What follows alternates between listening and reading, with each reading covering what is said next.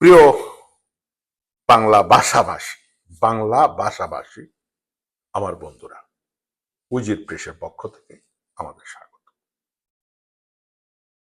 সেটা আমাদের পশ্চিমবঙ্গ, আসামের করিমগঞ্জ এবং বাংলাদেশের জনগণ অর্থাৎ বাংলা ভাষাভাষী। আমাদের আলোচনার বিষয় হলো পশ্চিমবঙ্গ, কারণ ভারত আমাদের প্রতিবেশী। হাজার চেষ্টা করলেও আমরা প্রতিবেশীকে বদলাতে পারবো না। এই জিনিসটা আমরা সবার মধ্যে, যেমন ভারতীয় জনগণ ভারতীয় নেতৃবৃন্দের কথা মনের মধ্যে রাখতে হবে, ঠিক তেমনি বাংলাদেশি নেতৃবৃন্দ বাংলাদেশিদেরকেও রাখতে হবে। যেমন ধর্মান্ধ বিজেপি একটা মৌলবাদী সংগঠন। এখন ভারতের পশ্চিমবঙ্গের জনগণের ভোটে তারা নির্বাচিত হয়েছে গণতান্ত্রিক। এই জন্য আমার উজির প্রেসের পক্ষ থেকে তাদেরকে স্বাগত জানাচ্ছি। কিন্তু তারা বাংলাদেশের বিরুদ্ধে বলে, মুসলমানদের বিরুদ্ধে বলে যে জিনিসটা করতেছে সেটা আসলে বাস্তবিক নয়। কারণ এইগুলো তুলে দেশকে উন্নতি করতে পারবেন না, সেই গভীরে গভীরে দেখে থাকবে। আপনারা যারা নেতারা, যেমন আমি ভারতের পশ্চিমবঙ্গের মাননীয় মুখ্যমন্ত্রী শুভেন্দু অধিকারকে বলতেছি, আপনি তো যখন তৃণমূল কংগ্রেসে ছিলেন তখন কি আপা আপা আপা মমতা আপা ছাড়া কিছু বুঝতেন না, আপনি গরুর গোস্ত খেয়েছেন।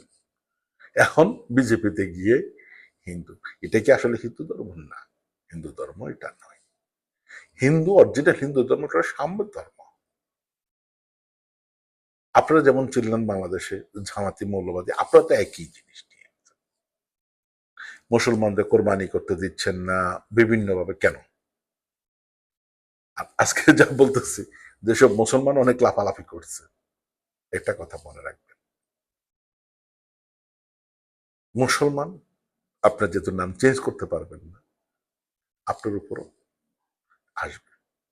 ভারত, যেমন আমাদের দেশের কথাই বলি, ভারত কি এসে কি আমাদের দেশে পরিচালনা করেন? না, আমরা মুসলিম নামধারী তাদেরকে দালাল তৈরি করে। আমি দালালের ব্যাপারে আগেও বলেছি, একটা কথা মনে রাখবেন, আমি হায়দ্রাবাদের কথা বলেছি,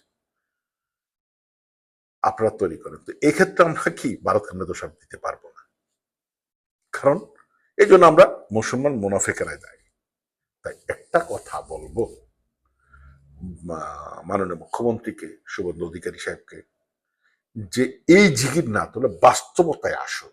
কারণ এখন বলেন আপনারা এরা বাংলাদেশি, বাংলাদেশ থেকে মুসলমান আসছে, ওই এই ধরেন আমরা, আপনারা যেটা বলেন বৃহত্তর ভারত গঠন, আমরাও চাই ভারত একসাথে থাকুক। কিন্তু আপনারা যে অবস্থা করতেছেন সেই হিসাবে কি আমরা বলি যে আলাদা হয়ে হয়ে যাওয়াটাই আমাদের জন্য ভালো হয়েছে? কিন্তু আমরা যদি একসাথে থাকতাম তাহলে আপনি আমাদেরকে কি বলতেন? আফ্রিকাতে পাঠাই দিতেন, আমরা তো ভারতীয় থাকতাম। তাহলে তখন মুসলমান, তখন কি প্রমাণ দেওয়ার প্রয়োজন ছিল? প্রয়োজন লাগতো যে এরা ভারতে, আমরা ভারতীয় আসি, থাকবো। এসব ধোয়া না তবে অন্যান্য এলাকার লোক দেখুন, হাজার হাজার ভারতীয় আমেরিকা, ইউরোপ, অস্ট্রেলিয়া, মিডিল ইস্টের নেতৃত্ব সেসব দেশগুলোকে কোথায় উচ্চতরে নিয়ে গেছে। আমাদের পার্শ্ববর্তী দেশ, সে আফগানিস্তান দেখুন, এরা কোনো রাজনৈতিক ধোঁয়া তোলে? এদের রুপির কি অবস্থা? কত বছর যুদ্ধ চলছে বলুন তো? 70-80 বছর, 70 বছর তো যুদ্ধ চলছে। আজকে 22 সালের পর এসে এরা কি করলো দেখেন, 1 ইউরো সমান 75 রুপি আফগানি। পাকিস্তানি হলো 300, ইন্ডিয়ান হলো 125, বাংলাদেশ হলো 142 কি 43। তাহলে রাজনীতি হলো ঠিক আছে, ধর্ম ধর্মের জায়গায় রাখো। এখন এইসব ধোঁয়া তোলে মানুষ। এখন মানুষের অর্থনৈতিক মুক্তিটা হলো সবচেয়ে। দেখুন আফগানিস্তান, এরা তালেবান, এরা কি ধর্মীয়? হ্যাঁ ঠিকই, কিন্তু তারা মানুষের অর্থনৈতিক মুক্তির জন্য যে ব্যবস্থা করতেছে, কোথায় গিয়ে আজকে তারা উন্নতি 3 বছরে। আর আমরা এখনো সেই, আমাদের বাংলাদেশ হলো 71-এর চেতনা, এরা ভারতের কাছে বিক্রি করে দিল, এরা 71-এর চেতনা, সেটা হলো মুক্তিযুদ্ধ। আর আপনারা মুসলমান মুসলমান মুসলমান তুলে একটা মেরুকরণ। অথচ ভারত থেকে ভারতের গরুর মাংস রপ্তানিতে এবার প্রথম মালিক হিন্দু। তাহলে ভাইজান আসুক মাননীয় মুখ্যমন্ত্রী এবং ভারতীয় নেতৃবৃন্দ এসব ভাব দিয়ে এই দেশটাকে, আর না হলে এই দেশটা টিকিয়ে রাখার মনে হয় না।